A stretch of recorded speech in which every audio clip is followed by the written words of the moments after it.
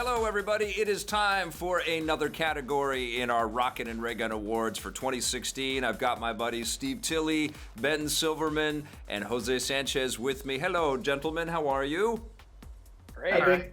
Awesome. They can't actually be here physically with me, but we've got Toronto, San Francisco, and San Jose represented, right? Not too bad? Yes. Okay, good. Let's talk about the best indie games for 2016, and we've got 5 in this category. We've got Inside, we've got Owlboy, we've got Enter the Gungeon, Firewatch, and That Dragon Cancer, which was just a big award winner at Jeff Keighley's Game Awards ceremony there. These are 5 pretty damn incredible games. Steve, what's your favorite?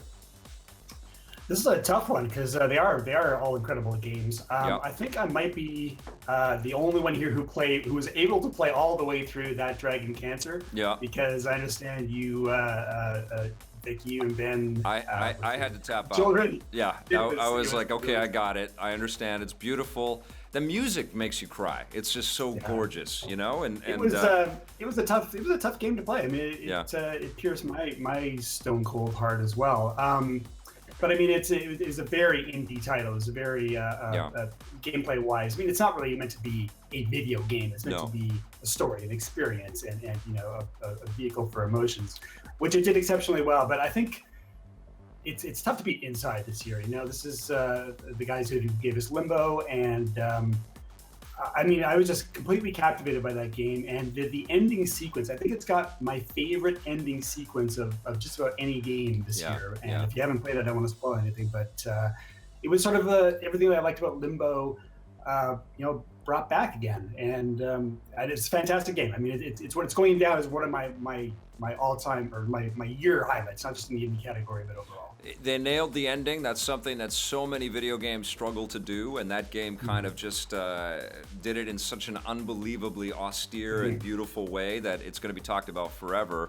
Yeah, it's definitely a strong contender in this category. Is it your choice, Ben Silverman? Well, you know, this category could have gone on for years. There's so many games like Hyper Light Drifter or Oxenfree. I mean, we could just indie is like not even what it used to be. It used to be that there'd be like 6 indie games and you just choose one. Yes. Now it's like I have a harder time naming non-indie games than I do indie games. So just looking at the specific list, I mean, the games that stand out to me, obviously the Dragon Cancer, which like you, I had a hard time with emotionally playing, but I agree with Steve. It's not really a video game as it is an experience, and I feel the same way about Firewatch, which told a great story, had also great made acting. me cry my eyes out, that game. Really beautiful storytelling, and it got a little creepy, and I liked that. And but I wasn't invested in it as a video game. Inside and Owlboy also, I think, was sort of the opposite way. I was really invested in it as a game, but I didn't have the emotional connection. Inside made me feel all of those things. I was emotionally connected to just how unsettling this game was, how upsetting it was. I didn't understand the world. I understood there was danger in the world.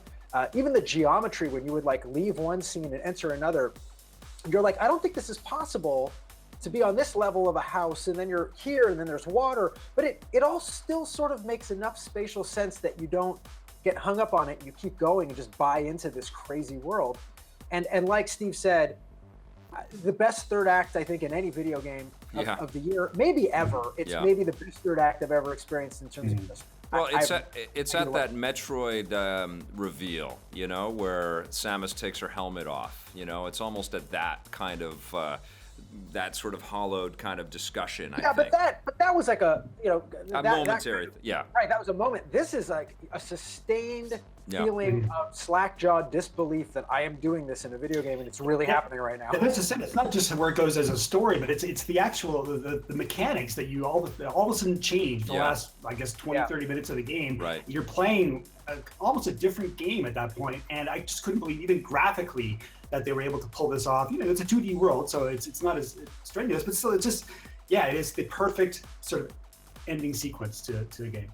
Really beautiful art, a really beautiful piece of art. It stands on its own. It's hard to understand. Everyone's going to interpret it differently. That's my pick for best indie of the year. What was the Bros game with all the different? What's it called? Broforce. I freaking love that game as well, and I keep forgetting about that game because it had such a long pre-release. You know, it was on Steam forever, but it really kind of came out this year, and I think that could have been added to this list as well. It's just so funny and charming, and so different from Inside or That Dragon Cancer.